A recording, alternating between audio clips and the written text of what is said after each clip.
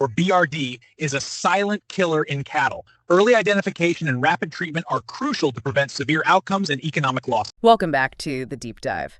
Today, we're unpacking a topic that might sound pretty specific, but it has these colossal, truly global economic implications. It really does. We're talking about bovine respiratory disease, or BRD. Right. But most people in the beef industry know it by its far more dramatic name, shipping fever. And that nickname is definitely earned. We're tackling what is, and this is no exaggeration, the single leading cause of economic losses in the cattle industry worldwide. Wow. You hear the term a lot, but our mission today is to, go a bit deeper than just the definition.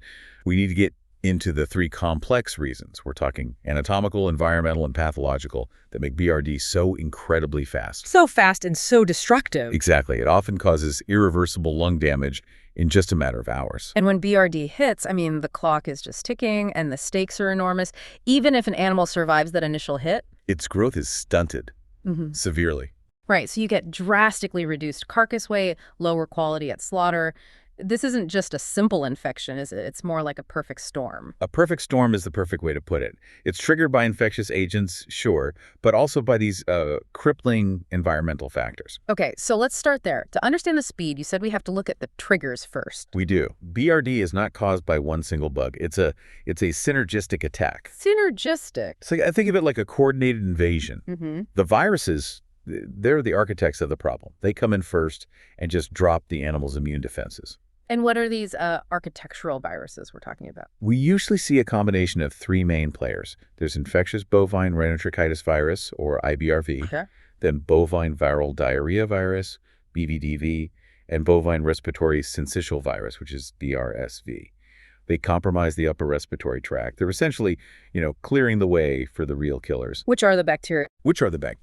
So once that viral shield is down, the bacterial aggressors launch what is often the fatal phase. And who are the heavy hitters there? We're talking bacteria like Mannheimia haemolytica, Pasteurella multocida, Mycoplasma bovis, and Haemophilus somnus. A whole list of them. A whole list. And sometimes you'll even see fungal pathogens like Aspergillus fumigatus jump into the chaos.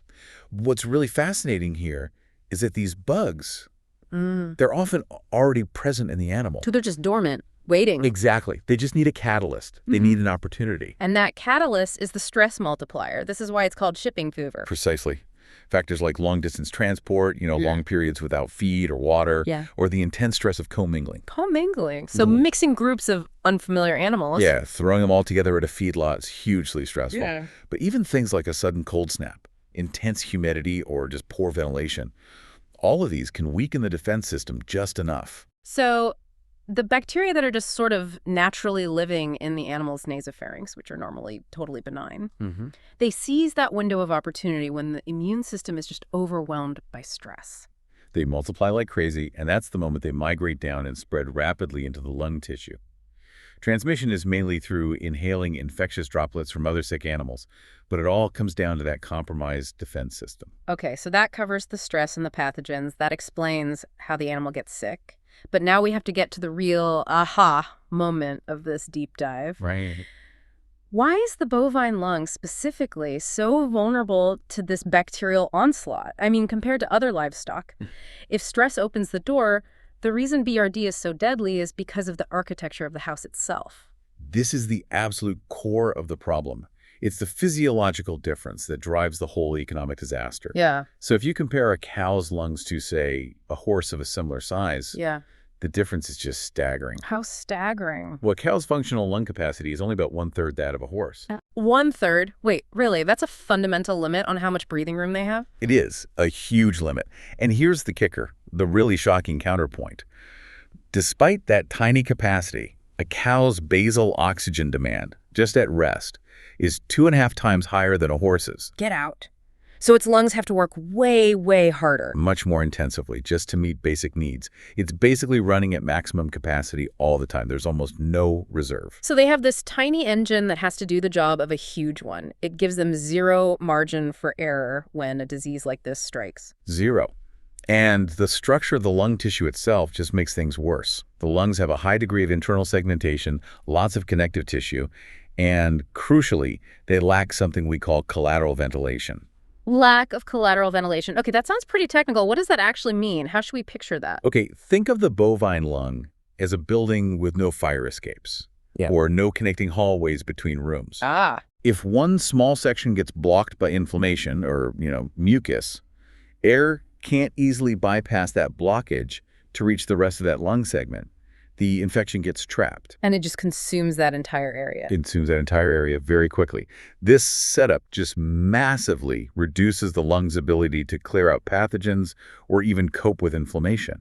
So that structural weakness means when an infection hits the lung, the whole system can go from zero to catastrophic failure almost instantly. Instantly. So let's talk about that destruction, the pathophysiology. Right. So once the infection gets into those poorly defended lung segments, the whole process becomes this massive chemically driven overreaction.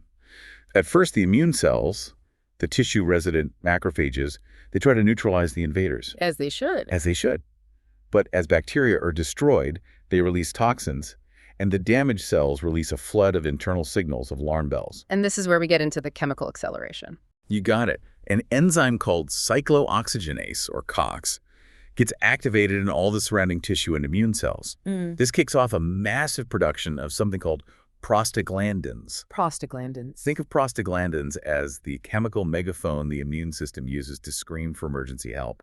It turns a local inflammation into an immediate, system-wide crisis. And these prostaglandins, they are what actively create the physical symptoms we see, right? The inflammation itself. They do. They dilate local blood vessels, they slow down the bloodstream, and critically, they increase the permeability of the vessel walls. So the walls get leaky. They get leaky. It's like a chemical floodgate opening, drawing enormous quantities of the immune system's fighters. We're talking neutrophils and monocytes and a lot of fluid, right to the site of the infection. And this is where the cycle becomes self-propelling. The body just can't shut off the alarm. It's a classic feedback loop. Yep. At the exact same time, chemical signals called cytokines, specifically one called IL-1, they get into the bloodstream and stimulate prostaglandin production way up in the brain. In the brain. In the brain.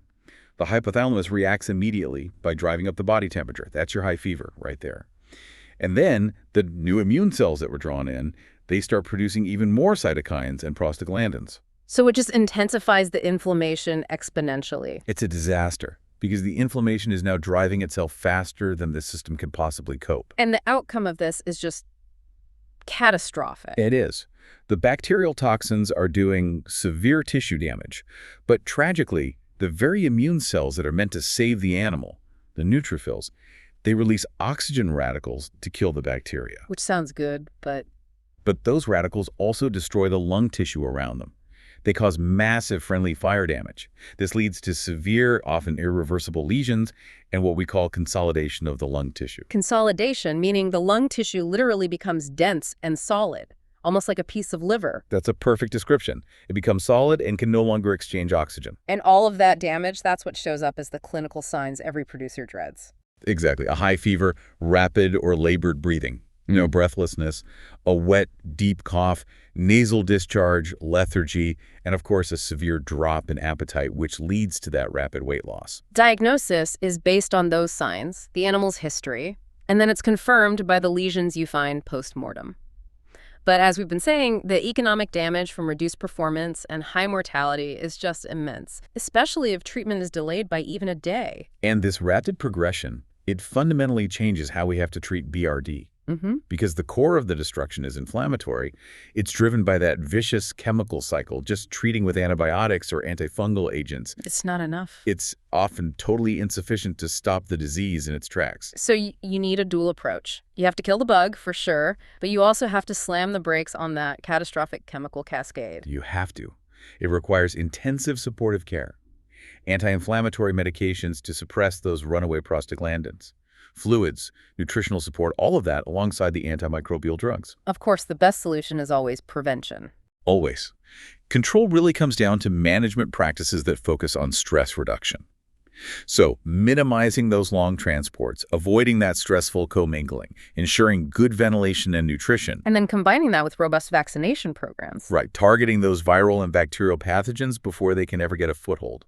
So here's the key takeaway for you. Yeah. BRD is really a triple threat. It needs that environmental stress to open the door. But the reason it moves so fast and is so destructive is that inherently vulnerable bovine lung structure, small capacity, huge demand, and poor internal defenses, which then allows for a runaway, self-propelling chemical overreaction. Which really raises an important question for you to think about.